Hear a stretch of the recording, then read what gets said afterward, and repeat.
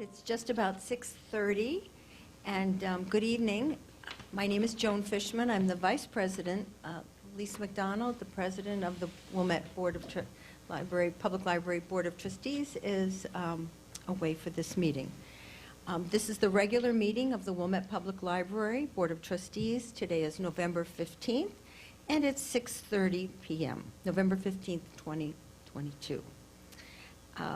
May we have a roll call? Trustee O'Keefe? Certainly. Trustee Cox? Here.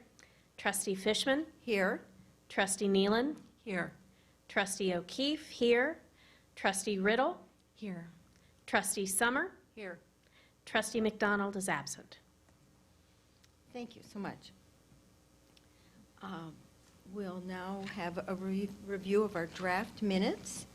And are there any corrections or comments to the minutes as printed and distributed to the trustees? No. All right, seeing none, then may we have a motion, please? I will motion. I move approval of the October 18th, 2022 regular board meeting minutes as presented. Is there a second? I'll second.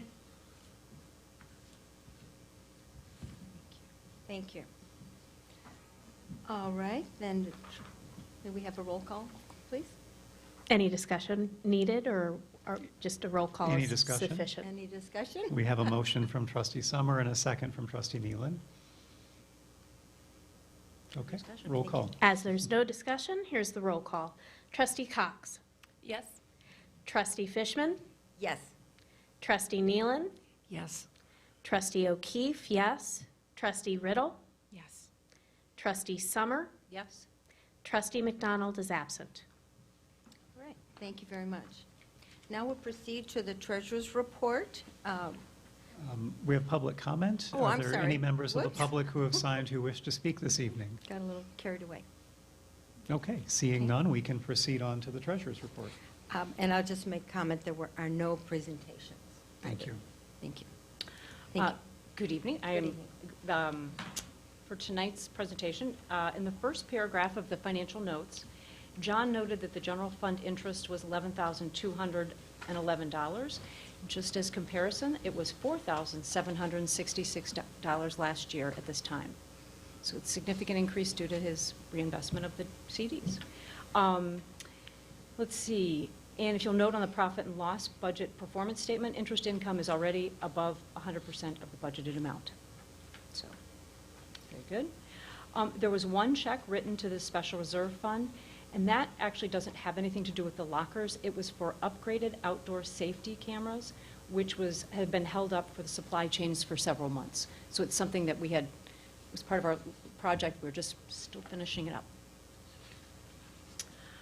Another thing is there's a check to Biblioteca in the amount of $13,540. It did not have to do with the lockers also. It was for annual licensing and ongoing maintenance for the automated materials handling. And I confirmed with Anthony, there haven't been any disbursements yet for the lockers. And I got a nice note from John. Property tax bills will be available online soon, maybe this week. They'll be mailed by December 1st and due by December 30th. And as John indicated in our notes, we have adequate funds to meet our financial obligations until we get our payment. And lastly, the total general fund reserves as of October 31st was $5.2 million. And the special reserve fund balance was about $5.8 million. The other special funds, which are the liability, audit, there's another one, IMRF, that one is about $275,000. That is all. Are there any questions? Any questions for Trustee Summer? I do. I have a question. Yes. I just have a clarification question. You know, you may have said this, but Sure.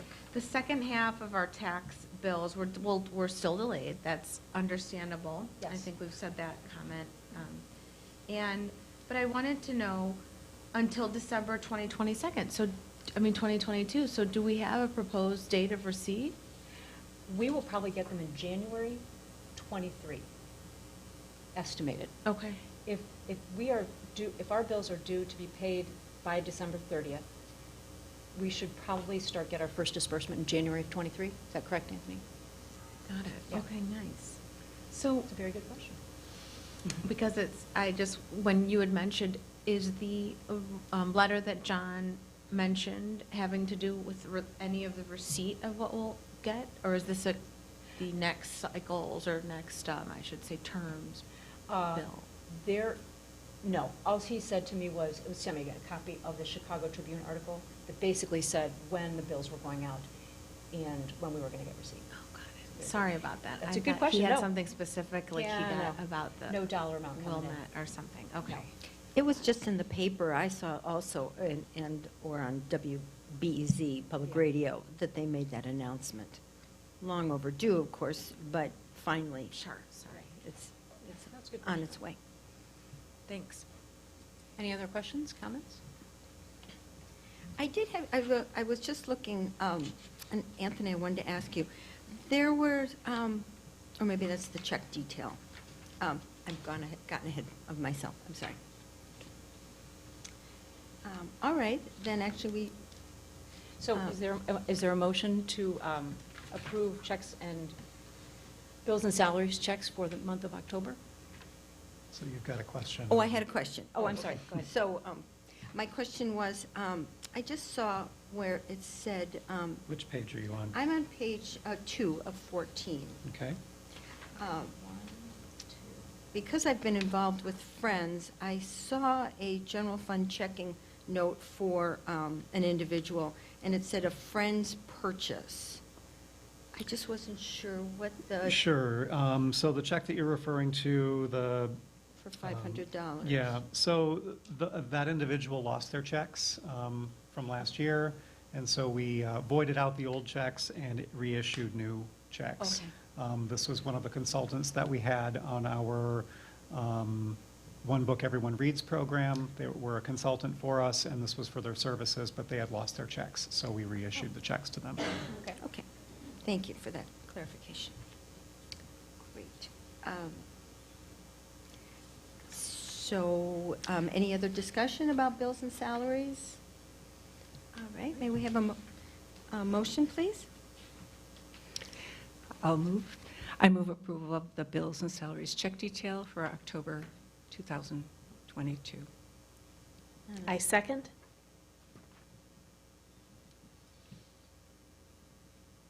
Great. We have a motion on the floor from trustee Nealon for approval of the bills and salaries for check detail for October 2022, seconded by trustee O'Keefe. And trustee O'Keefe, may we have a roll call, please? Certainly. Trustee Cox? Yes? Trustee Fishman? Yes? Trustee Nealon? Yes. Trustee O'Keefe, yes. Trustee Riddle? Yes. Trustee Summer? Yes. Trustee McDonald is absent. Thank you. We'll move on to action items, and trustee Summer and Director Austin, I'll let you go ahead and introduce this, the first one. I will introduce it, and if Okay. Director Austin has anything to add, he can. Thank you. Next up is the review and approval of the draft ordinance number 2022/23-24, an ordinance levying taxes for library purposes for the fiscal year 22-23 for a total of $5,870,000. Introductory information and background scenarios from the October 10th Finance Committee meeting are appended and were attached to the board packet and are on the library website. The deadline for filing the levy ordinance with the county is the last Tuesday in December. As unanimously recommended at both the October 10th Finance Committee and the October 18th regular meeting, and based on a thorough analysis of fund balanced and long-range planning, including 3 separate financial projection tools, the fiscal year levy includes an increase of 4.99%. The prior 3 levies from 2019-20, 2020-21, and 21-22 held the taxes flat each year for a $0 increase. The levy had previously been reduced by 2.5% in the years 17-18 and 5.5% in 18-19. The proposed levy figure for the aggregate of all funds is $5,870,000, which includes a general fund levy of $5,300,000 and a special levy fund of $570,000. This, just as an FYI, the proposed levy restores funding to levels comparable to the 15-16 levy of $5.8 million, or slightly above. Director Austin, is there anything you would like to add to my comments? Those were my comments. I do think that, Right. I think the part that is salient for us to remember is where our funding is at. I think that last line is pretty significant. The levy that we're proposing this fall is very close to the levy that we had in year 2015-16. So that was, 7 years ago. We did hold the levy flat for 4 years after having reduced it by 8%. And in recognition of rising costs, an inflationary period, challenges, and the aspirations of the district in light of our strategic planning process and our budget review this past year, and in light of all of the information that was provided to us by our financial planning through PMA, I think we've had a very spirited discussion. I think we've had more planning tools and resources available to us in this cycle than we've reviewed historically. And I feel that this is the appropriate approach for us to take to move forward and align our finances for the future. So I appreciate the efforts that you all have taken to evaluate that information this fall. So should we do the motion and then the comments, or the comments and then the motion? Motion and then And comments. okay. Yeah, yep. All right. Okay. So may we please have anyone like to propose a motion on this issue? I move approval of the ordinance number 2022-23-207, an ordinance levying taxes for library purposes for the fiscal year 2022-23 for a total of $5,870,000 as presented. Thank you. Is there a second? I'll second that. Is that Trustee Nealon? Oh, yeah. Yes, thank you. All right. Now, Any discussion or discussion? questions? Yeah. Questions, discussion? Yes. I'll start. I was wondering if by any chance any of the trustees received any comments or anecdotes from the public before this meeting? I did not. No. But I actually did talk to people about it. Did you? I did, so it wasn't like, it was a good question. And then have any of you asked any questions tonight any more questions of Mr. Kim or Anthony or Tracy? Did you guys get any questions before tonight? No? No. I feel that we had Mr. Kim in a meeting, and I felt that we thoroughly pursued the variety of models that we had asked him to, and he answered and did some tabulations that we had asked him right then and there. So I feel that with our Finance Committee meeting, having him there, we've talked about it a number of times, I feel confident and comfortable with the rate that now we've established. And that's great. I'm glad. I was really more asking to see if anybody had, questions or comments that I could hear, and then, we'd all be aware of it. Yeah. Because I know sometimes there's discussions offline, but it'd be nice to hear sometimes if maybe we had those same questions, or I had that same Yeah. question. So. I talked to Joan about how to do motions. Oh, Before this, for the meeting, great. Yeah, because of that trustee training. the trustee training and being new in this role with Lisa away, Trustee McDonald out of town. So that's what we had talked about. Okay, And perfect. That was it. I did want to then just make my comment. I had written some notes down prior to the meeting, and I just wanted to say, I'm certainly not for, I think I voiced at the last meeting that I'm not for a flat levy, so a $0 increase. I think we saw that it reduced our general reserve funds too quickly. But I do want to note something that I think was also very helpful in Anthony's message and Tracy's summary, was that it was about 6 to 7 years ago that we were at this level of our levy request or our levy, a dollar amount. And I think it shows how resilient our general fund is and how well the board has handled it since then. So we've even had, 3 years of decreasing our amount. So I think it's really important to remember that as a board, we can change these things. We can make steps. We can, be in touch with our staff and our budgeting, our directors' needs, and change the levy, each year if we wish to. So an increase is certainly what I'm comfortable with, but my comments at the last meeting were favoring more of a 3.5% increase. And I don't know if we really unanimously decided on a 4.9% at the last meeting, but we all were in favor of an increase, I know. And I wanted to just hear a little bit more about your reasoning after, if you can, after I kind of discuss what I feel are the kind of the merits of the 3.5% versus the 4.9. I wrote that at 3.5%, Wilmette Public Library's operating expenditures will be covered by the general fund reserve above 100% for the next fiscal year. So even, and I think Mr. Kim said that we're at 125% currently.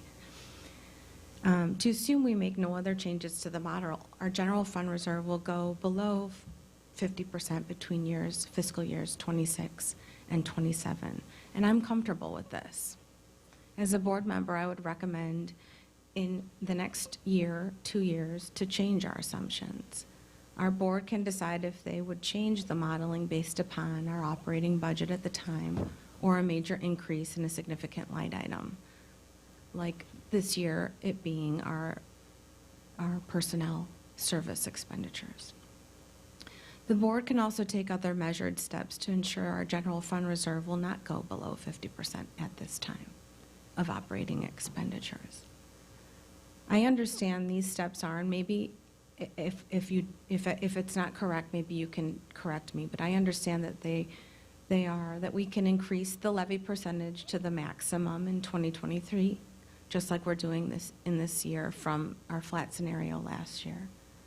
Secondly, I think the board won't need to make any general fund reserve transfers to the special reserve. I think that's an option. And the third is that the board may choose to liquidate an investment fund as it matures. Again, I'm not suggesting these, but these are just measured steps that the board can take for the next year or two. And then, I don't believe that we should keep it flat. I think an increase is the route I want, I think, and I think our board is heading. I think the PMA model is a good tool in addition to levy forecasting, but I wanted to also point to the board that my understanding is that we can clearly afford our planned capital costs within the next 20 years. So the model also shows that how we're covering our capital costs with the special reserve fund level. And it's certainly adequately funded, and it also assumes that we aren't taking any transfers after this year. So we're taking one $500,000 transfer this year, but we're not taking any in the model. And that's great. I think it's showing that our special reserve fund is where it should be, where the board has positioned it in past years, so that we're at a really good level now. But if we ever need to take any kind of measures or steps for the special reserve fund, if we're spending too quickly or if we find that, a big capital cost comes about, I think that the board is able to take these measures, is that we're able to reduce the scope of a future capital cost, like maybe delay it by 1 year or 2 years when we can build the reserve fund up more. But I think that would be, of course, in the hands of the future board and our director to choose to do so. So I wanted to be sure that that was what you knew that I was kind of thinking about over the last, few weeks since our last meeting, and to see if anybody had any corrections for me or maybe another understanding of what I was Can I talking comment? about. First of all, I apologize for saying that it was unanimous, so. Oh, no, Yeah, no yeah. problem. I do have a question. At the very beginning, you mentioned something about, at the end of the year, being over 125%. Can you tell me what that is? Yes, again? it is our,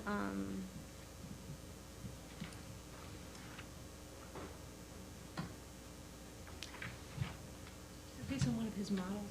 yes, and it's the level of how we are covering our general fund with operating, with our operating income. The model shows that the general fund reserve balance will fall below, I'm sorry, we're at, I'm looking at It's the in his 125%. conclusion, actually. Is it? Mhm. Oh, Mhm. So On the, we're operating at the moment, our policy is to the operate. PMA. Right, to the conclusion, you're right, the fund balance at 50, of 50 to 100. The And library's current. and it has such a healthy Oh, I see. profile with the balance of 125% at the end of fiscal year 2022. Yeah. So the comment that I would make, just in regards to that, that is true. At the end of 6/30/22, we were at 125. But at the end of 6/30/23, we'll be at under 100%. With the deficit, because we're going to have. And that's what's in this model Yeah. here on Okay, I this have to dig up blue my sheet. notes. So the only thing I would say with that is, yes, he is correct. And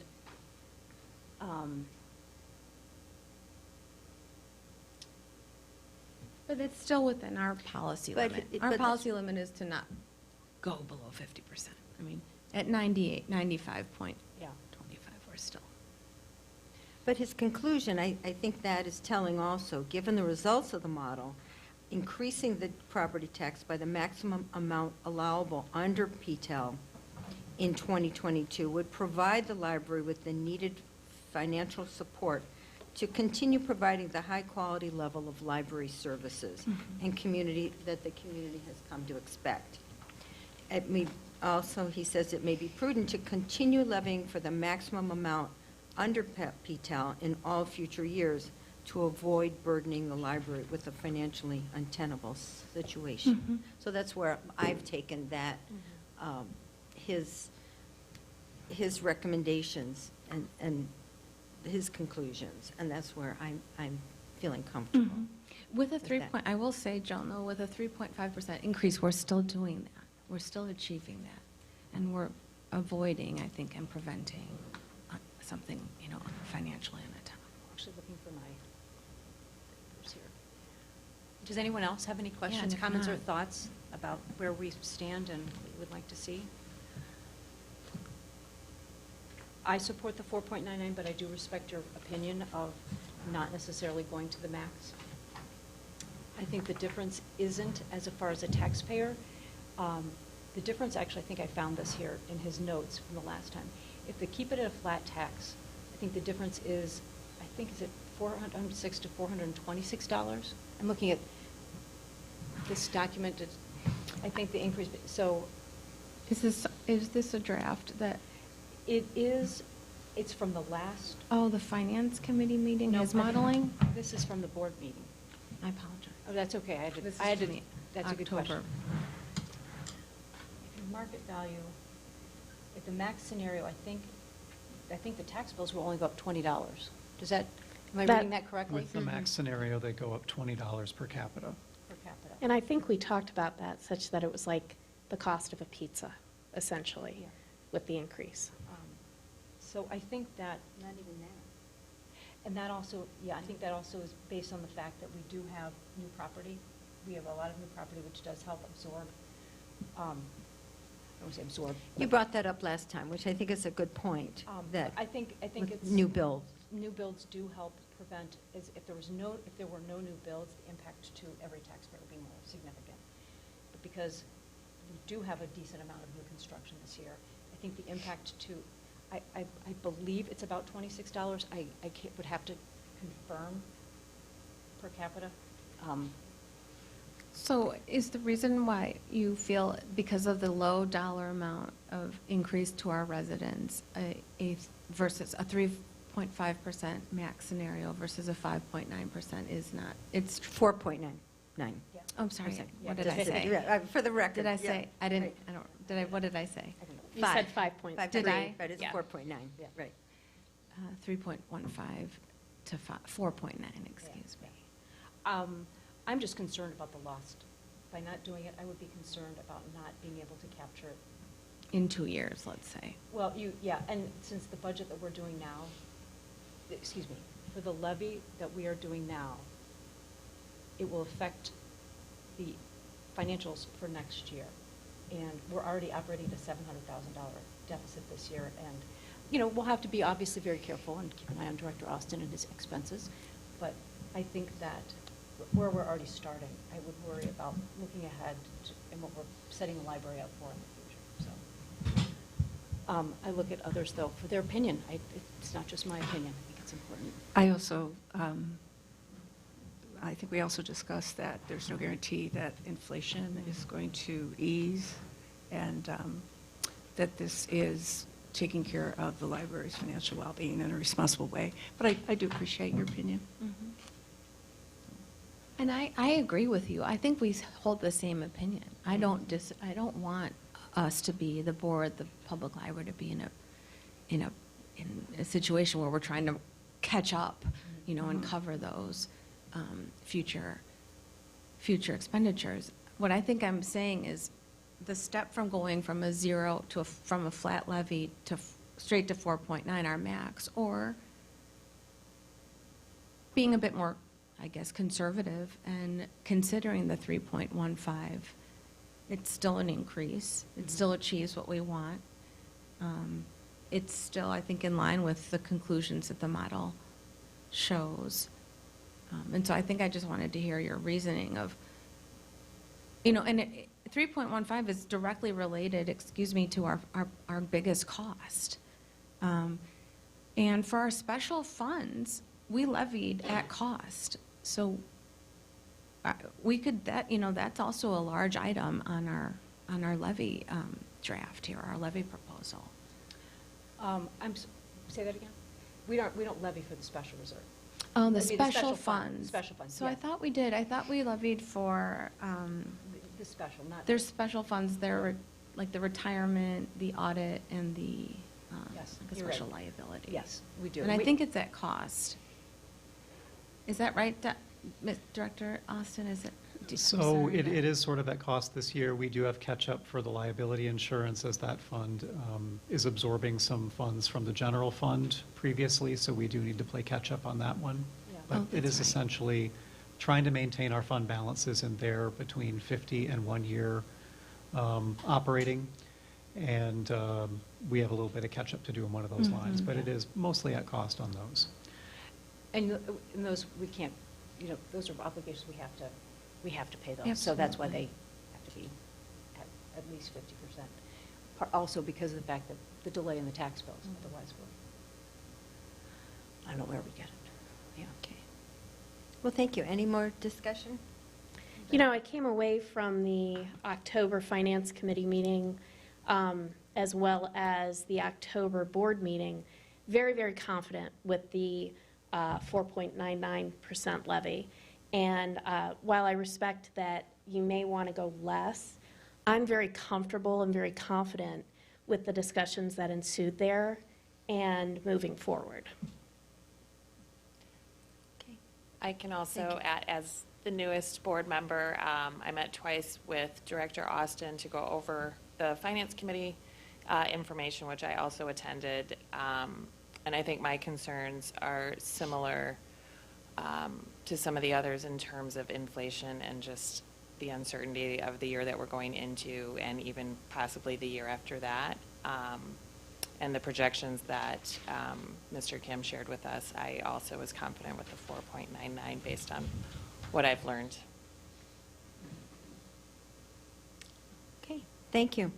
Well, then, I'd like to ask if we have a motion. I move approval. We had a Well, motion. We have a motion. Oh, we have a we motion. had a I'm second. sorry, I'm sorry. We had Okay. discussion. So our motion was trustee Right, Cox right, had Cox, moved and I'm and sorry, trustee yes. Nealon had seconded. Thank you. Okay, then we will vote. Sure. And may we have a roll call vote? Roll call. Trustee Cox? Yes. Trustee Fishman? Yes. Trustee Nealon? Yes. Trustee O'Keefe, yes. Trustee Riddle? I will, I'm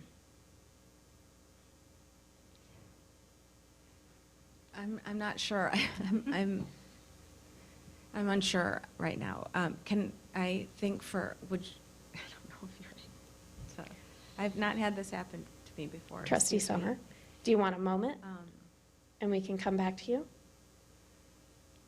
I don't think we can do that. Can you abstain? Or you could abstain? I don't choose to abstain.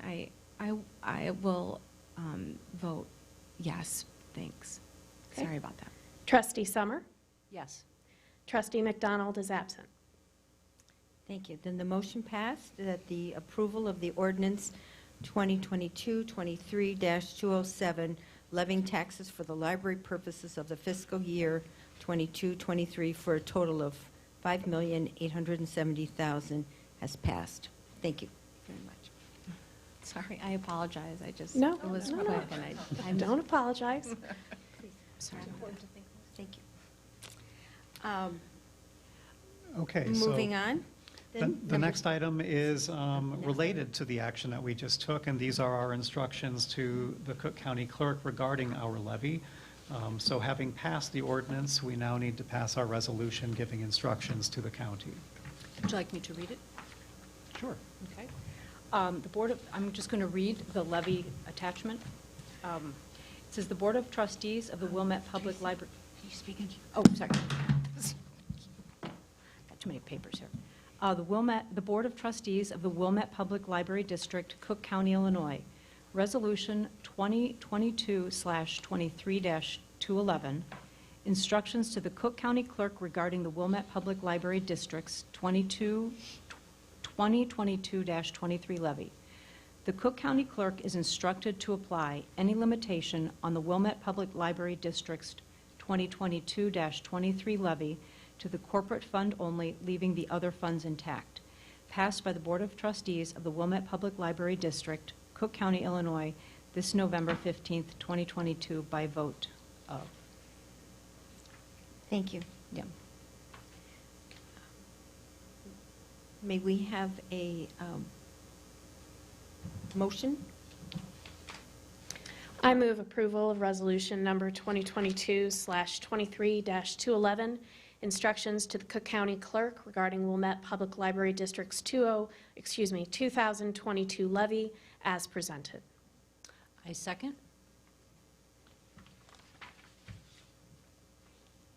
Thank you. We have a motion on the floor of resolution number 2022-23-211, instructions to the Cook County Clerk regarding Wilmette Public Library District's 2022 levy as presented. Our motion brought forward by Trustee O'Keefe and seconded by Trustee Summer. May we have a roll call, please? Certainly. Trustee Cox. Yes. Trustee Fishman. Yes. Trustee Nealon. Yes. Trustee O'Keefe, yes. Trustee Riddle. Yes. Trustee Summer. Yes. Trustee McDonald is absent. Motion passed. Thank you. Moving on to our action items, number C, and we'll have Director Austin Thank you. present. Thank you. All right, so what we have before us this evening is the renewal of our Libraries of Illinois Risk Agency, property and casualty, and workers' compensation insurance for the term of December 31st, 2022 through December 31 of 23. We have been given an amount not to exceed $55,633. This is a proposed 10% increase. I have some information before you this evening that Lyra has provided to me. As Lyra's annual insurance meeting is scheduled for November 30th, they were unable to give me the actual figure that our total is going to be, as I understand that they are still in the process of negotiating all of those rates. So I don't have all the supplemental information that they would typically provide to me, nor do I have the actual total. The documents that you have at your place here in the email that I received from our program director show that we should expect around a 6% increase, but they gave us a conservative not to exceed number of 10%. As you know, we've been a member of the LIRA insurance pool since 2017, so it's been 5 years that we've been in the pool. One of the good things that happens with that tenure is that we are now eligible to receive surplus funds for any of the past years where we have not had exposures. And as you can see in this note that was provided to me, given the rate of our exposures and losses being very low, they anticipate that our increase is going to be less than some of our peers who may have had greater loss. And as a result of that, and the past history that we've had, we may be eligible to receive some surplus at some point going forward, which is one of the real advantages of being in an insurance pool. There are 68 members, I believe, of this pool, so it's not just the area libraries that are part of this group. It's a fairly substantial consortium. They provide a number of value services. The packet, they provided me some additional information that I think some of you may be aware of. There are some other things that they're provided here that I think may be new to some of you.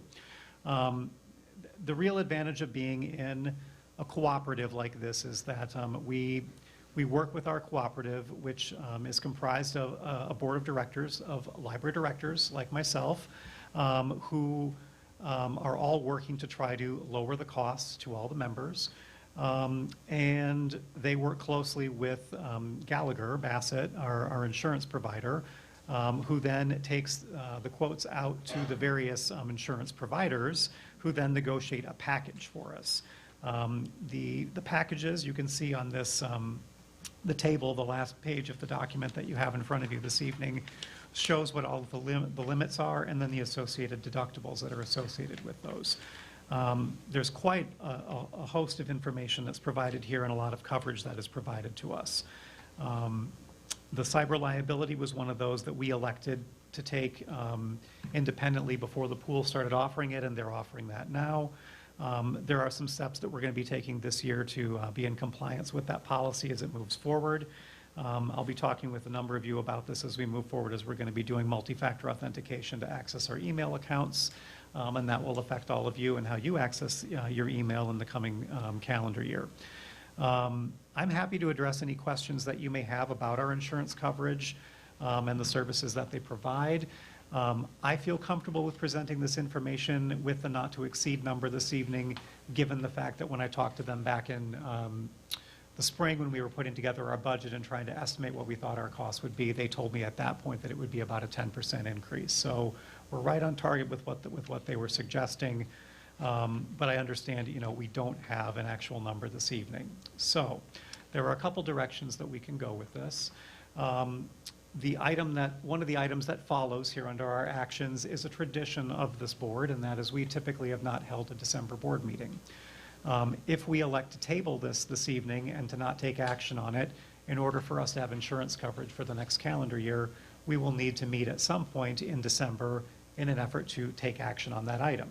That may be the only action that we take, but it would be something that we would need to do either through a special meeting or through a regular meeting. But like I said, I'm here to take any questions or comments that you may have about our insurance program. So coverage is calendar year? Yes. So if we would elect, say we want to vote for it, what would happen if it came in higher than the renewal not to exceed? What if it came in at 11%? What would happen? He has the renewal not to exceed a certain amount, but there's no guarantee to you. I think I pressed them pretty hard. You don't see a thread of conversation here. There was previous conversation about this. I gave them the context of what we're dealing with this evening, and I said I need a not to exceed number. And this was their firm number, and they told me that it was conservative, and as you can see, they expect that it's going to be around a 6%. So I think that scenario is probably not a scenario that we would need to be concerned with.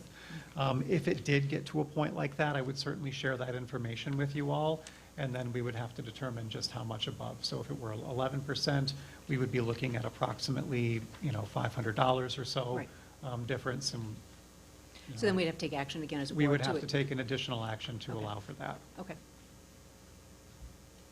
Anthony, and the delay is just because they have so many different providers, and they're basically, herding cats to get everybody. I think it's like that. They prefer to provide the information to all agencies at the same time. And I think that that's fair, that they would do that. I wish that they wouldn't hold their meeting so late in the year because it makes it very challenging for us in a scenario like this. November 30 is the latest that it's ever been held before. I did share that feedback. But from what I'm told, it is a hard market right now, which means it's very competitive. There are a lot of challenges. There are a lot of outside factors that are affecting the premiums that they're proposing. And I imagine as they're shopping this around to a lot of other providers, that it is also rather competitive. And so they want to make sure that they can provide the best possible deal to the pool. And so they may be negotiating as we speak and beyond, up until we get to that packet presentation on the 30th. Would we ever consider next year, because it's a little late, have a backup plan? So this is not something that you can kind of make happen in a month. So No, even. But I meant in advance. Would you in the fall, knowing that you would most likely go with them, still put a feeler out elsewhere just in case something like this? We could certainly do that, be it the will of the board. I think it's just the tradition of us not holding a meeting in December is what the factor is this evening. If we were meeting in December, it wouldn't really be an issue for us. Have we run up against this in the past? Not so much. I don't think so. I don't recall. It's November 15th, so this is the earliest that the board meeting could be held in the month. And so there's a couple things with the calendar that kind of is affecting this. To negotiate another option for us for insurance, I think is something we could certainly do. It would take a number of months to prepare such a quote, to get an apples-to-apples presentation. And as I led at the beginning of this, we've been in our pool for 5 years, and now we actually stand to start getting some of the benefit of having been in this. So I don't know that it would necessarily be prudent for us to change horses next fall if we did come up against that. But that said, over the course of the next year, we could have a challenge. We could have an exposure that might change our premium altogether. There could be a number of other issues, compliance, what have you, where we would just say, yeah, we've had enough with this and we want to try something different. I would say it's situational, but I would say I would need probably no less than 4 months to do preparation for this. So 4 weeks of notice is definitely not enough to try to do something like that. I've never had to do that, so I don't really know It's what a to pretty call. big package to Yeah, negotiate, gotcha. and to go independently, having done that before, the value of being in the pool is, Significant. it's worth its weight. Okay. And one more question. So will we actually get money back, or like Is it a rebate kind of? That's Yeah. was my question too. Yes, so, okay, well then. So, and I will share the exhibits with you as they're prepared. There's an illustration that shows the pool of resources that we're paying into. And then as the years go on, as there's no exposures, the agencies that have paid in a certain amount and have been good performers get back a surplus of the funds that they've contributed. Okay. And My we question make, was about oh, I'm sorry. surplus as well. I was wondering if, along those lines, is it a reimbursement, like a check that you'll get? I think it's a check and not a credit. And does that typically happen after I guess year, you said by year it would happen after performing years You have to be a member for, I think, 5 years, between 3 and 5 years before you would start to see the benefit of having been a member for a period of time to be eligible for those surpluses. Thank you. And the surpluses are voted on by the board at their mid-year meeting, so we would know in July if we were going to get a kickback. And Thanks. remind me, please, does the library pay this one time, or is it a biannual payment, or is the renewal paid all at once? It's all at once. All at once, okay. Prior to coverage beginning January 1st? We would get our invoice in December, and it would be on our January statement. Gotcha, thank you. Yep. And again, the point, I guess, that we were talking about this earlier when we were talking about special funds. For a number of years, there was about $28,000 in the general fund. That was a portion of our liability insurance for unknown reasons, the liability insurance really should come out of that special liability fund. And therefore, this year, we just voted to increase the levy on that line in an effort to have it comply with our fund balance policy of 6 months to 1 year of operating revenue in there. So with the levy this evening, we are levying $90,000 for that fund to try to add more dollars to that, to get to that fund balance, as we will expend, I think, pretty much all of that balance this next year with this renewal.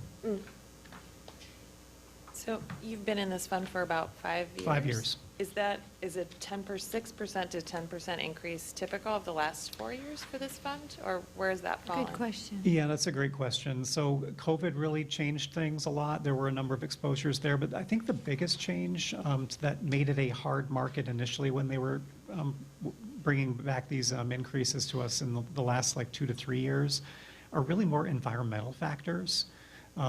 Just the insurance industry has been hit with so many more costs associated with natural disasters related to hurricanes, just extreme weather conditions due to climate change, I think, is kind of what they're trying to protect against right now. So, and then obviously there are some new factors like the rise in cybercrime and whatnot, and agencies seeking to protect themselves from ransom attacks and such. Just one comment, we're talking about the levy. The liability fund currently only has $19,000 in it, so that's why we're levying such a high amount to get it up to, one, to cover the $50,000, which we'll have to pay, as well as then to have the funds available within the policy to cover it in the future. Thank you for checking that. You're welcome. Important. Any All other right. discussion? All right. Well, then we'll go ahead. And do we have a motion for this? I'm happy. I move approval of the renewal of the library's LIRA property/casualty and workers' compensation insurance for the term December 31st, 2022 to December 31st, 2023, in an amount not to exceed $55,633. Thank you. Do we have a second? I'll second that. Thank you. And we have our motion on the floor that approval of the renewal of the library's LIRA property casualty and workers' compensation insurance for the term of December 31st, 2022 to December 31st, 2023, in an amount not to exceed $55,633. It was moved by Trustee Summer and seconded by Trustee Nealon. May we have a roll call, please? Certainly. Trustee Cox. Yes. Trustee Fishman. Yes. Trustee Nealon. Yes. Trustee O'Keefe, yes. Trustee Riddle. Yes. Trustee Summer. Yes. Trustee McDonald is absent. Thank you. Then our motion has passed. All right, so upon receipt of that information, when I attend the meeting on the 30th, I will pass along what that final number is and give you the packet of information that was provided. Thank you. Thank you. Thank you. Our last action item is something else that's a proposal, and Director Austin will introduce that. Thank you. Okay, all right, so there's some information in your packet this evening from our Facilities and Safety Manager, Marcos Levy, related to the provision of some new snow removal implements new snow removal implement for the library. So it should follow that we just talked about liability exposures, that I should talk about one of the key liability exposures that we experience on an annual basis is winter weather. And so providing and maintaining open, safe, and accessible walkways and grounds during the winter seasons is one of our primary winter campus maintenance activities at the library. We work to reduce hazards year-round, but our biggest challenges are in the winter months when we're exposed to slip, trip, fall. When we did our exterior renovation project a couple years ago, we had the opportunity when we were replacing hardscape to put a snow melt system in our entry plaza in an effort to reduce the accumulation of snow and ice buildup there to reduce slip, trip, fall. And that has been a very successful way of us managing the weather to date. We didn't have any snow out there this afternoon when you walked in, so that was great. That said, the parking lots are a challenge to maintain, and we do have a walkway that proceeds along the south and west side of the building, and the entire north side of the building does not get the afternoon sun. It is an area that we need to continue to clear. That is the space that is also destined to be the location of our new 24/7 lockers, as well as our new electric vehicle charging station. So keeping those spaces open, and obviously all the parking spaces that are adjacent to it, is really key. As Marcos has proposed in this document, he's let us know that the snow removal implements that we have currently are reaching their end of life and are not substantial enough to keep up with some of the activities that we've seen with more snowfall that we've seen in the past couple of years. So we're anticipating a snowy winter this year, and the current snow blower that we have has a narrower path than the one that he is proposing, which is a 36-inch path, which would enable us to do more efficient management of our snow activities. We had a challenge last winter with the village sidewalks along the south side of the building, where there was some damage from the village's implements in our pollinator garden. You may recall we installed some additional stones to kind of shore up an area that became a real muddy situation for us in the spring. The bus shelter is an area where the village implements need to take a turn, and that just so happens to be where our pollinator garden is. So they kind of drove through that. And our thought is, if we were able to keep up with some of the maintenance on the village path, as well as our blue stone that's in that space, that we may be able to limit some of the, or reduce some of the damage that might take place there. So the addition of this implement would be manifold. It would allow us to assist with reducing slip, trip, fall on the village walkways, the coverage of the north side of the lot, but also managing in between snow events when our paving, our landscaping crew comes through to do the lot maintenance and the permeable pavers. So the challenge that we have there is that the contractors will come out, they will plow the snow, and then it will continue to snow. Some of these events that we have are just, they continue to snow, they've got other properties that they need to move on to, they've cleared the snow as far as they're concerned, but some of these events, it can just continue to snow. You can't see the lines in the parking lot. As you know, our lot is kind of small as it is. People have a hard time parking inside of the lines anyway.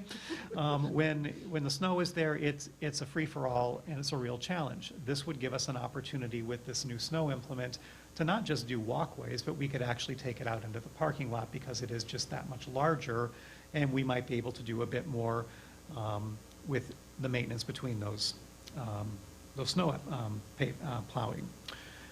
The other thing are the documents that he provided show some illustrations. Over the course of the winter, snow builds up in a number of spots, including near our accessible parking spaces, which you can see in this first illustration, that after a period of several weeks of winter weather, there is now a massive structure of ice that you can't really chisel away at. We'll keep throwing salt at it, and it will start to go down ever so slightly. But if we were able to maintain it on a more regular basis with an implement like the one that he's proposing, it wouldn't get to that point.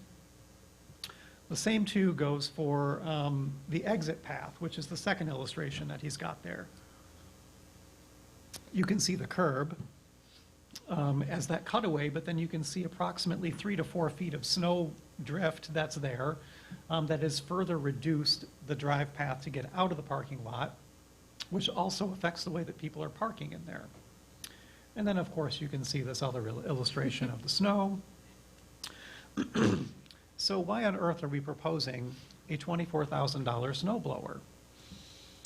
Well, I think, the point is made that we have a need for a new implement. The one that we have right now is at its end of life. We have an opportunity to add a new implement.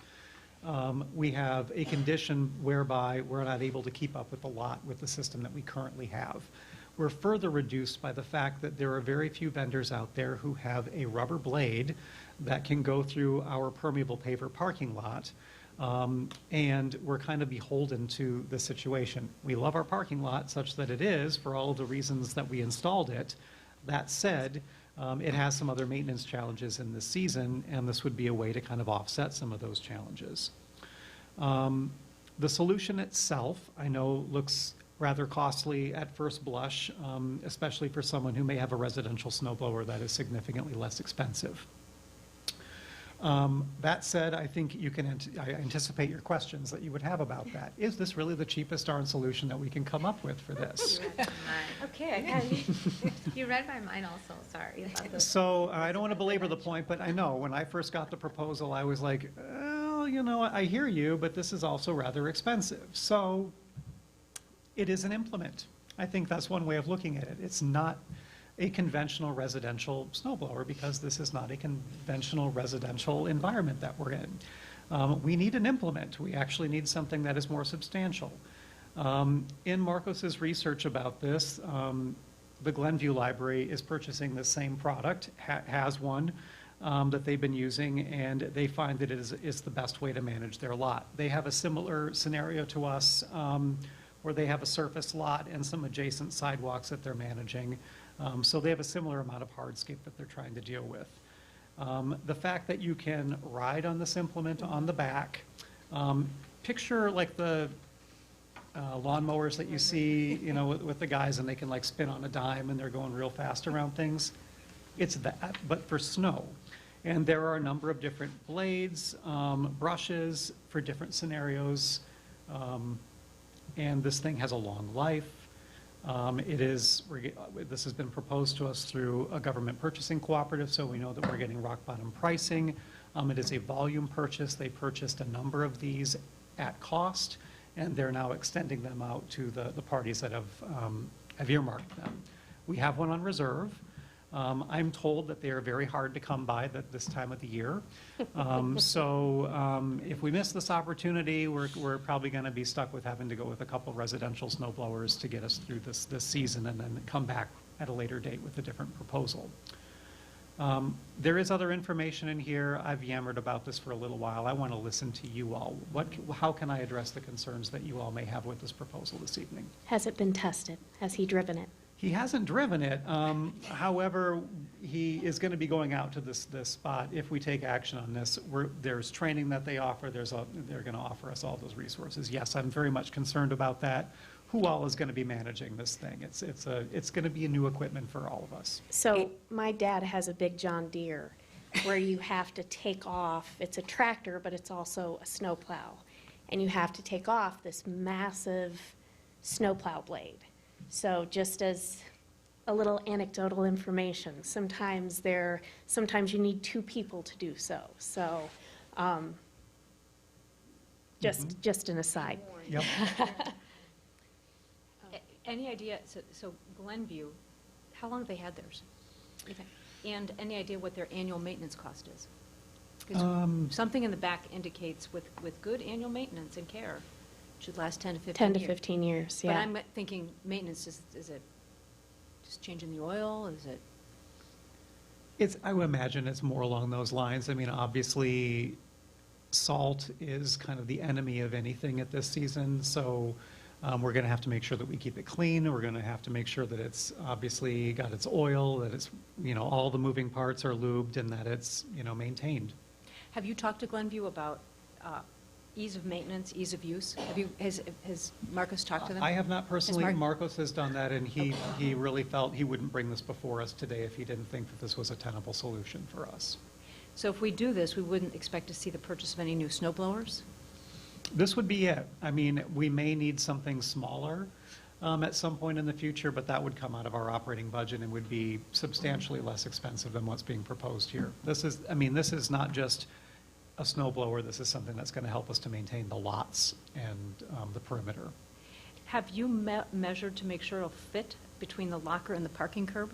Yes, we have. And it fits within the current storage shed, It according does. to the documentation. Yeah. So at the northeast entrance of the library, you'll see that there's a kind of a long shed that's like attached to the building. It's not the outbuilding. It's the brick building that's attached to the library. All of our snow removal equipment is stored in that shed, and yes, it will fit in that room. With that little blower thing with the brush, will it be able to brush the parking lot piles in these pictures? Those are, the ones that are behind, they're substantial. Will it be able to like brush and clean those up? So really, the key is going to be, it's continuous maintenance of this. So we're going to have to go out regularly, we're going to have to hit this thing, we can't let it accumulate. So the accumulation is really what you're seeing in these photos, is like, weeks and weeks of snowfall, and it getting pushed and whatnot. We really want to reduce, that condition. They have another place they can push it? I mean, that's, Well, the back fence area along the far east side is really the area where ultimately things would land. Yes. So if you imagine where the book drops are, it's the space immediately to the east of that. Those are compact parking spaces only. In the winter, folks don't park there very regularly at all. There's really only a couple spots there that are really that useful, so that's kind of where a lot of the stuff gets pushed. Last year, when we had a pretty significant snowfall, that we just couldn't keep up with the volume of snow, pushing it around our own lot, we did have our company come in and haul it away. okay. And that's something we could certainly look into again this year if it was necessary. Does the seller have one that can be tested or driven? Yes, we can certainly do that. So, I mean, that could be a contingency. We could say, hey, if you felt like, yes, I think I want to do this, but before you actually sign the check to do this, can you make sure that you can operate this thing? That you like how it moves, Right. I wouldn't buy a car unless it was really cool. Unless I went and I test drove the car, so. Exactly. I think the blade question is a good one. Is it easy enough for one or two people to get off? And switch the blades to the blower to the Yeah. brush? At my past library, we had a John Deere tractor, and you're right, it is a two-person job It's a to two-person remove job those. for a Yeah. piece of equipment of that nature. And it's a best practice. It's Yes. definitely a best practice to be safe, and that's Mm-hmm. what we do in the facilities department. And so we do have the staffing for if we need 2 or 3 people. Okay, good. I wasn't sure. I didn't know how large that staffing is. But I think also in the write-up, you said it's very efficient, so that when there has taken, to that good point, 2 or 3 people to do a lot of manual kinds of things. This replaces that. Doesn't replace them. We have them, of course, Marcus and team, but it gets the job done efficiently. That's my takeaway. I noticed a 2-year warranty. Is there an insurance issue after that? Do we have to pay any insurance on it, or? Well, it would be covered by the insurance policy the that we're one renewing, That we're waiting so. on, okay. I have a question. Thank you, and thanks to Marco, because it seems like these are, obviously taken in this past season or seasons past, so do you have security cameras or has he been doing this throughout the past year? Pictures. Documenting, Yeah. we take pictures. Oh. Yeah. Because sometimes, security cameras can capture also, sometimes I wasn't sure. I mean, it's excellent. That really, I think provided a lot of the reasoning why I think it is so important to kind of keep the snow at bay if possible, because it does get so frozen. And when you said, Anthony, that I kind of keep thinking residentially how we are and how I wish we would maintain it during a big snowstorm or after the village has come by, because, oftentimes they dig you out, but then the street plowers often push it right back onto the sidewalks or right back onto, your parking lot. driveway, So if right. that happens to residents, I think that, we can see how it's necessary. And it will just, completely prevent a car coming into the parking lot safely. We do have a bit of that. It's less of a concern with our snow removal service and the permeable paver lot. Those entrances and exits are generally taken care of. But the part that we don't talk about is the snow melt system does not cover anything beyond the apron at the front the entrance. entrance. And so that gets a lot of the snow plow stuff. And, there's several parking spaces on the street there that we want to make sure that we keep open, including an accessible space and the bus stop. And this implement would allow us to keep that area clear and free from, the ice buildup and types of things that you would see at the apron of your driveway at home.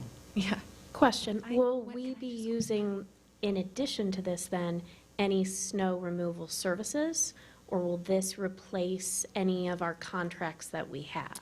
It does not replace our snow removal service. Okay. We still need that to maintain the lots.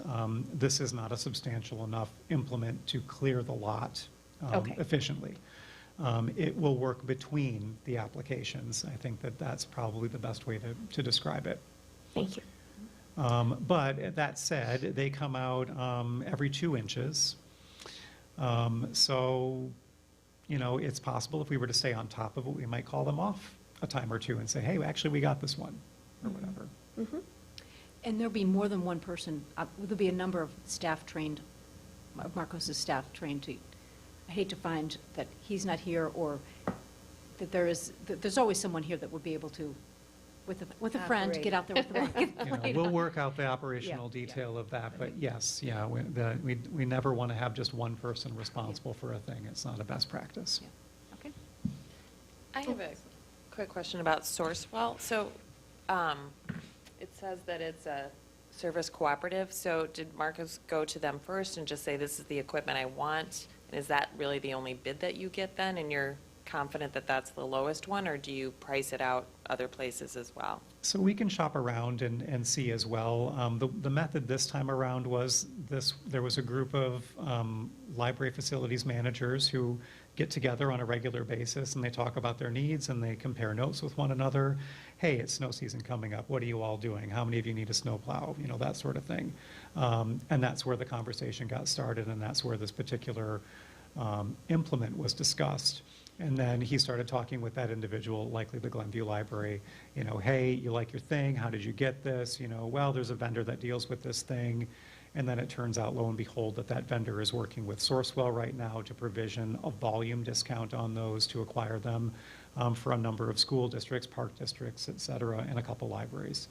And that's how we were able to glom onto that. So Sourcewell's information, I think I provided a link to you for those. So they are a government purchasing cooperative. They provide, you know, the best possible price that you could get. And therefore, we don't have to go out to bid because that is at cost. And we use resources like that from time to time for other capital purchases, like furnishings and computers. We can get at government pricing. I wanted to kind of piggyback on that. I had the same question, and I was wondering if, you know, you'd considered just the newer models of what we currently have, if they've been, you know, if they've been pleased with it. I'm sure maybe there's kind of more, you know, new and improved ways of working. And what will we do with the older blowers? So I think we have 2 currently. One of them is worthless. We'll find a way to responsibly recycle that one. The other one I think is serviceable and would be useful for other purposes, just not to be the only one. So I think we would want to continue to maintain that one for the duration of its life and try to just, you know, continue with that. And it may work for smaller, you know, jobs Great, thanks. when we don't want to bring out the big thing. What I would just ask, Anthony, is if you're able to tell us afterwards of if Marcos can ask Glenview, you know, what their experience has been loading it operationally, what their experience has been with maintenance costs, and asking if they, that they try it and that can kind of give us feedback, you know, this is, you know, we're probably better, you know, we're used to more of our, you know, our other models, or no, this is what we want, and we can see ourselves working on it. That would be my only ask. Yeah, I think we can certainly do that. Okay. I know this company is offering us a whole range of training that goes along with the purchase of this. It's not like, you know, you just go to the car dealership, you buy your car and you drive it off the lot. This is kind of a specialty tool. So there'll be a lot of training that'll accompany it. If at any point there's any doubt about the solution for us, and I think I will encourage him to go back to Glenview and to tour the equipment with the staff there. I'm confident that he's done that, but I can ask him to do that Thanks. again. That before we make such a purchase, that we feel absolutely confident that it's the right solution, that if you did elect to move forward with giving us the approval to do this project, if at any point we felt like it wasn't the right solution, that we wouldn't feel obligated to follow through on it. I have a question about the motion then. Would we want to amend it to move approval after a trial period? Is that what we want to do? Would that be the safest thing to do? Yeah, that's a good point. So like a trial period for his staff? Or a caveat as to him seeing the equipment firsthand. But I believe he has. Yes, Yeah, he wouldn't okay. have brought this forward had he not done that. Right. However, if he gets to the dealership and he's playing around with this thing and he says, oh my gosh, I didn't anticipate this aspect of it, or he learns something else that gives him pause and says, gosh, I wish I would have told the director and board about this before I was, here and saw this thing, if for any reason there's a contingency. This is just a If you want to procedural amend your, question from, you know, talking about Right. This is Robert's an rules, operational we wanna- detail, but Yeah. if you want to amend the draft motion here to add some type of a provision, a contingency to it, by all means, I think that's appropriate. I was very confident with the materials provided. I thought it was extremely thorough. I liked that the piece of equipment had a 10 to 15-year life, or anticipated 10 to 15-year life. You take $24,000, divide it by 10 for the snowfall that we have in Chicagoland. I think that's a good purchase, a solid, justifiable purchase. And they're really fun to drive. I have one question. Would this be a special reserve This project is special Yes. reserve fund eligible? Yes, as And- opposed to a general fund. Right. Okay. And I would suggest that if we go that route, that we do go that route, that we do take it out of the special reserve. I think that's a good idea also. And what is the anticipated time of receipt? Let's say this board decides to move forward on this and grant approval for this purchase from the Special Reserve Fund. Do we anticipate that we're going to receive this by December, or are we going to receive this in April? They're holding it for us through November 30th. Okay. That is a hot date. And I want to see Marcus on that in a snow hat. I mean, a Santa hat. I think it's Instagram worthy. We'll probably have a video. Yep. But I have to commend him because I think he was very thorough with the Q&A and very well done for his presentation for us on this. So So would the caveat be pending I'm not in need of any caveat. That was just a question as, had he actually driven the implement to make sure that he liked the feel of it, and that if there was anything as to putting on the blade that was problematic or anything, but I feel comfortable. Okay, thank you. But others may have a caveat. Yeah, I'd be open to it. I kind of like the suggestion, just so we have kind of a follow-up afterwards. I don't have, Yeah. and we are, Yeah. go ahead. Finish. Oh, no, I was just going to say we are, mindful that we don't have other bids at this time. We'd like to move forward by November 30th, it sounds like, but still knowing that we don't have another bid.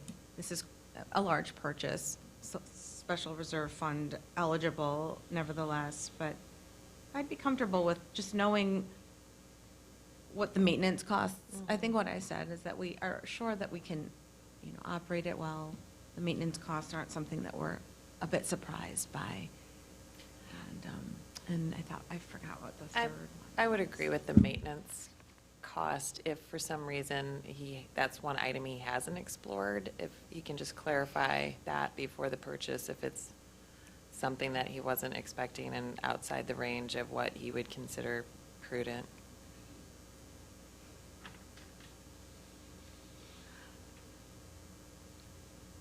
Because I know that can sometimes for equipment be much more than you anticipate. And I don't know, like, again, how you can anticipate that sometimes till you have it, unless you have peers that have had to maintain it for a year or two and can say, no, it's an oil change, or if they're like, yeah, it's, The blade broke last year, or, Yeah.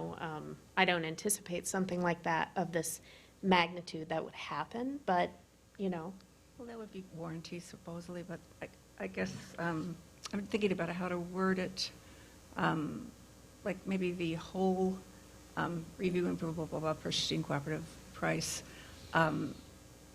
with the understanding that maintenance costs are Reasonable. non-prohibitive, something like that.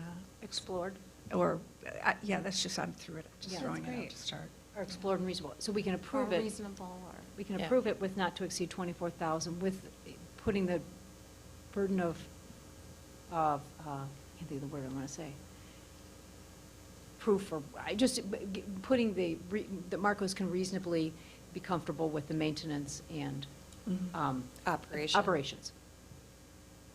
Does that, Mhm. Realistic, some other writer person can do the motion. realistic Well, operating if that, costs, something like that.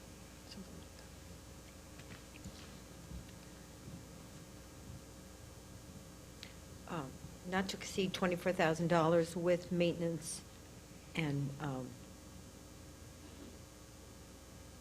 I'm not so sure. Well, the price with maintenance will be extra, so it's, we don't want to make it sound like it's, plus maintenance, but, so. Are you Well- saying pending staff review? Is that There you kind go. of? Yeah, there you go. That's much more succinct. But it was important for us to flounder around a little bit before you rescued us, so it's like, yeah. Pending staff review of maintenance and operation, I don't know, something to that extent. Maintenance costs, I think, future maintenance costs. That's good. And ease of operation, do we want to say? Yeah, I don't know if we have to say all that, but I think I staff think review it includes was that. fine. Yeah, To me, fine, pending staff review. Yeah, I think it, I think that encompasses. well, is the thing returnable anyway? Like, it is, it should be, right? Like, if it blows up. Yeah, I mean, the warranty. No. Worst case scenario, we might be able to sell it if we don't like it, but we're not going to get to that point. Yeah, I We're- don't think so. We're just being like, spring I ready. appreciate the prudence, and we're definitely very prudent about the operations as well, so we're not going to launch into something if we don't feel like it's the right solution. I'm, Okay. I would make the motion, so, are we ready? go ahead. Do we have I a motion move- on the floor? Right, Thank you. I move approval of the proposal to provision of Ventrac tractor snow blower from Burris Equipment Company through the Sourcewell Government Purchasing Cooperative in an amount not to exceed $24,000 pending staff review. I second that motion. Thank you. We have a motion on the floor to approve the proposal provision of Ventrax tractor snow blower from Burness Equipment through Sourcewell Government Purchasing Cooperative with an amount not to exceed $2,400 pending staff review. $24,000. $24,000, excuse me. Thank you. May we have a roll call, please? Certainly. Trustee Cox. Yes. Trustee Fishman. Yes. Trustee Nealon. Yes. Trustee O'Keefe, yes. Trustee Riddle. Yes. Trustee Summer. Yes. Trustee McDonald is absent. Thank you. Our motion was passed. Approval of the, do I do it again? No, okay. Thank you. I thought I did, sorry. And our motion passed. Thank you. Great. I'll keep you posted. Thank you. Thanks. All right. Get back to my stack here. Yes. Now, the last but not least, which we have discussed, is cancellation of our December 2022 regular board meeting. It's scheduled for Tuesday, December 20th, and we are going to have proposed with a motion that our meeting is canceled and be reconvene at our regular business meeting at the January 17th, 2023, as previously scheduled. Do we have a motion or any discussion? I'll make the motion. Okay. I move that the Wilmette Public Library Board of Trustees cancel its December 20th, 2022 regular meeting, and that the board reconvene its regular business at the January 17th, 2023 regular meeting as previously scheduled. Is there a second? That's a second. Okay. Thank you. May we have a a vote, please? Sure. Roll call. Trustee Cox. Yes. Trustee Fishman. Yes. Trustee Nealon. Yes. Trustee O'Keefe, yes. Trustee Riddle. Yes. Trustee Summer. Yes. Trustee McDonald is absent. Motion passed. Thank you. Director's report, please. Okay, thank you. A couple items I'll highlight from my report this month, and then I'm happy to take any questions or comments that you have.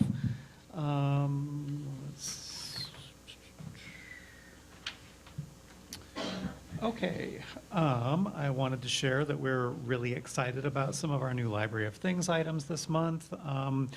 We've added 2 Nintendo Switch Lites, a portable Blu-ray player, 2 Makey-Makeys, a Yeti USB microphone, a second telescope, a second pickleball set, 2 tripods, and we're about to launch a VR headset that can be checked out with some new software on it. So this collection of esoteric, unusual items that you wouldn't normally expect to find in libraries is really taking off, and I'm really thrilled to see the creativity that the staff has in provisioning these. So check them out. Let's see. We've had some movement in our collections as well. If you've been on the first floor in our large print area, this being one of the original parts of the building, under the mezzanine, you'll see that we have rearranged that space in the last month. The large type collection has been expanded and reorganized to better present that collection. It's one of our higher used collections in an effort to better present those materials. And in order to do that, we did need to move our reference collection. So the reference collection is now along the north wall of that room. The reference collection is a traditional service that is not used as heavily as it was, due in part to the fact that we have a very resilient set of digital resources and subscription resources that meet a lot of those needs. That said, it still is utilitarian. I see great value in that reference collection. So we're going to study its use in that location to see if it's still meeting the needs of researchers, and if we need to find an alternate location for it, or if we need to reassess the way that that collection is used, we will do that in the future. There's been a lot of discussion about print reference collections over the years. They're amongst the most expensive print resources that you can purchase. Some individual volumes can be upwards of $500 or more a piece. Some of those we do replace on an annual basis. Others are encyclopedia sets that maybe only get replaced every 5-10 years. That said, as I said, we've got a lot of digital resources that have supplanted them. Some public libraries have moved in the direction of making those resources circulating, which means that the space that would be necessary for those would be absorbed here on the lower level in the nonfiction collection. We've done that with a number of titles that have limited use, but some things still really need to be on the shelf and waiting for someone who might be doing research at the library. So there is still a demand for it, and we're going to study that location. But for now, the higher demand service in that area is the large print collection, and we're really excited to see the way that that's presented, and hopefully that meets the needs of that audience. To see the way that that's presented, and hopefully that meets the needs of that audience. Shelving staff has also done some work down on the lower level this past month and have shifted the area near the bottom of the staircase in that area that we were just discussing. That's known as the 800s, right before you get to BDU. We've removed a shelf in that area to make it easier to display the items and make the presentation a little bit more attractive when you come downstairs. So check that out. Performance of our digital resources continues to be really exceptional in the past month. Lauren's provided us with a lot of stats there. I will add that Lauren did take on some additional responsibility this past month in absorbing the selection of the adult and teen e-content, as well as managing the holds and the ratio of copies per hold for our Overdrive collections. So I'm really excited to see Lauren taking over that role. That was previously the responsibility of the former DS manager, and when they left, our adult services manager, Jill McEwen, took that on, and now Lauren's reabsorbing it back into digital services. We have some statistics from our technical services department about our acquisitions. Continues to be a really busy time for that department. We're adding a number of more items than we have in the past year. So I'm really impressed by what we're doing in our tech services department. Last month, we approved the 24/7 lockers. Our goal is to have those installed on December 2nd. The public launch date is probably going to follow a little bit after that. We've got a testing period. We want to get the vinyl applied to it and whatnot, and to get all the testing completed. So I will keep you posted on that. We're having an electrician come in and take care of that infrastructure. At the same time, as I mentioned, we're going to be installing the electrical for the EV station that the village has donated to us. Just a reminder, the village won a grant for electric vehicle charging stations and partnered with the library in providing one of those to the community. I think the other one is maybe at the Park District, but I don't want to speak out of turn about that. So that will be launching in December as well, and we'll have communications about that when that comes forward. You can see our circulation statistics continue to perform strongly. We're just a little behind and keep hovering in that, 80 to 90% of where we were pre-pandemic. I'd love to see that get bumped, but keep in mind, a lot of folks have moved to digital circulation.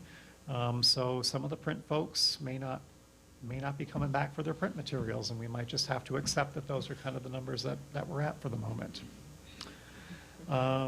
That said, programming is largely making a return to being in person. We're thrilled about that. Adult Services hosted several in-person events this past month. I do also want to mention that we partnered again this year with the League of Women Voters to hold two candidate forums. And I'm really thrilled that went off really successfully. We had 106 people attend the forum with Jan Schakowsky and Max Rice. So that's a continued partnership that we have with the League of Women Voters Wilmette. It was a busy month for professional development for staff. So there were several conferences that we had this month. In addition to some specialty conferences that Jill has in her report, Eva attended a Genealogy Society conference. Krista Hutley attended ILA Annual and hosted an unconference. There were also a number of other folks on staff who attended ILA Annual. I believe that we sent 13 people to the conference. So our circulation manager, Kim Hegland, went to Madison for the Back in Circulation Conference. There's a report on that on page 21 of my report. Eva attended the Genealogy Society Conference. ILA had staff from across all departments attended. And Sarah Rose took an Adobe Max Design conference as well as a number of staff taking part in continuing education with webinars and meetings. Couple other stats I can share with you this month. Our study rooms usage went up 30%. Midterms, I think, being the factor there. We're doing a lot more one-on-one appointments. Adult Services did 21 one-on-one appointments for folks with needing help with their ebooks. We had 3 genealogy appointments, 3 business appointments, 2 appointments for mentoring with SCORE, and a career counseling appointment. Digital Services also does one-on-one tech interactions, and they logged 26 very special sessions that they did as well. Big programming month for Youth Services. We had 49 programs that were attended by over 1,000 patrons. Andrea's got the information about those in her report. I loved an activity in Youth Services this past month. We got kids thinking about what it means to vote. We had a vote activity in the department, and it was cats versus dogs. I sent that around. It was really cute. The votes were tabulated right around the time that I wrote my report. Dogs won. It's all right. I go both ways. We're going to be communicating through another display so kids can see how it went and can learn more about being civically engaged in the election process. Couple new improvements to our digital services department. We talked a little bit about our new iMac, a really sophisticated multimedia station that we've got in the tech center. It offers video, photo, and audio editing software, state-of-the-art really great equipment, including the complete Adobe Creative Suite. Really cool tool. We're going to be launching our 3D printing service via our website, so folks can do their designs remotely and then submit their designs for printing to us via our website. We advertise that in our newsletter for November, December, and it's going to be going live here shortly, so we'll keep you posted about that. We've got our digitization station is moving, and the laminator, all kinds of fun new equipment in the tech center. And I think I'm going to pause there. I think that oh wait, no, there's 2 other things I wanted to share. From an IT standpoint, it was a busy month in IT. We finally replaced our file server. And along with that, with the successful installation of the file server, we moved to a cloud-based backup system, so we no longer have physical media for backing up. We used to replace tapes on a daily basis to do all of our backups. That all now lives encrypted in the cloud, so we're really thrilled about that new solution. And we also, following the upgrade of the Wi-Fi network recently, we did a deeper dive and study of it and found that we could increase our speeds, and then we increased them again. So we upped them to 7 megs per user, and now we're up to 10 megs per user. So so far, that seems to be performing really well. And I think I'll stop there. Are there any other questions or comments that you have for my report? I have 2 comments. I went to the event, on 10/23, the string quartet. It was so well attended. There were almost 50 people there. It was down here. It was wonderful. It was really nice. And there was some woman's birthday. And at the end, they played happy birthday to her. Some Aw. older woman in a wheelchair, and her caregiver went up and talked to him. It was very, very nice. I've also done one of the Udemy classes. I did the iPhone photography class. It is outstanding. So it's free, obviously. So I would encourage, it's took a little while to kind of figure out how to get into it off of the website. It's an excellent class, and there are so many. So I encourage you to all look, check it out. Cool, thank you. I have a question, maybe it shows that I'm not doing the maker programs. What's a makey-makey?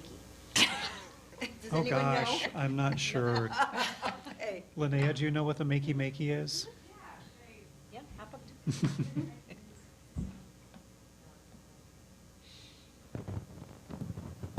Oh, thank you. So a makey-makey is a little circuit board that you can basically learn basic coding with.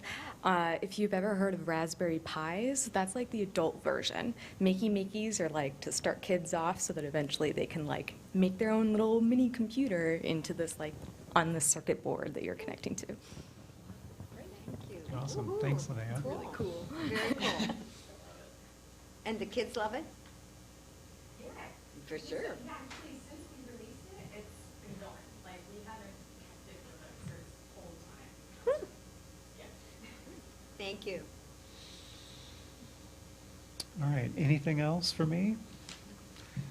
The only other thing I wanted to share with you all is that at last month's meeting, we had shared that the Friends might be wanting to hold a pop-up book sale in early December, and they have elected to forego that sale. So there will not be a book sale outdoors in December. December 3rd. December I 3rd, believe. right, yeah. So I think it was just a matter of staffing for their volunteers. So they've elected not to go that route, but that's fine because they are open 6 days a week in Books Down Under. So definitely go down and check out all the wonders in our bookstore. All right, that concludes my Thank you. report. Yeah, thank you. I wanted to just add for the end of the year, please tell your staff thank you so much and for all they do. And anecdotally, I've heard so much about the public events, they're being back, in-person events being back from just good friends, and really appreciate the children's Nintendo Switch on there. So thanks to your staff, and happy holidays, I'm sure, from all of us. Thank you. Thank We you. won't meet you in December.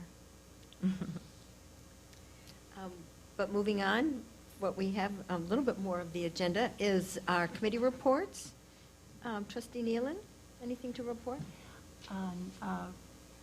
And Rails? No. Rails, but- Yeah, intergovernmental. Intergovernmental, sure. There was a consensus to, as you know, to hire the sustainability coordinator, who is going to be a village, technically a village employee. Most of his or her services will be on behalf of the village itself and the park district, and but then also the township, the library, and District 39 are participating at the modest 2% rate, and we'll share the person's expertise and add whatever we can to the program. And after that, there's no consensus on what's really coming next. We talked a little bit about DEI and about mental health, and it's pretty much it's a working group. So it's not a big committee. It's like people just kind of throw it out and brainstorm a little bit. So it takes some time, but it's a nice process. Excellent. Any questions? Trustee Bean? Thank you. Thanks. Great. And then our information items, maybe our comments have been circulating, or maybe not. Okay. So a little bit, you see there the hours of the, for Thanksgiving and for Christmas, as stated on our information. That, of course, is always posted, and I know you give patrons plenty of warning time to get their books before they head off for the holidays or when the days are closed. And there's a interesting League of Women Voters partner meeting tomorrow at 11 o'clock about challenged, bless you, and banned titles, censorship, and protecting intellectual freedom in libraries. Tomorrow, I believe, in the auditorium at 11. And last but not least, the election on April 4th. There will be 4 seats open on our library board, and packets are upstairs. Marty has them. Prepared those, and it has some information. And I think you also included something about that it's been posted around the village. Yep. So, very good. Any new business? Seeing none, we will have a motion to adjourn at 8:06. Is that your motion? I move, Oh, that's, I move that the board adjourn this meeting at 8:06 PM. and a voice vote. All those in favor? Aye. Aye. Opposed? Our meeting is concluded and adjourned at 8:06. Thank you very much. Thank you. Happy holidays.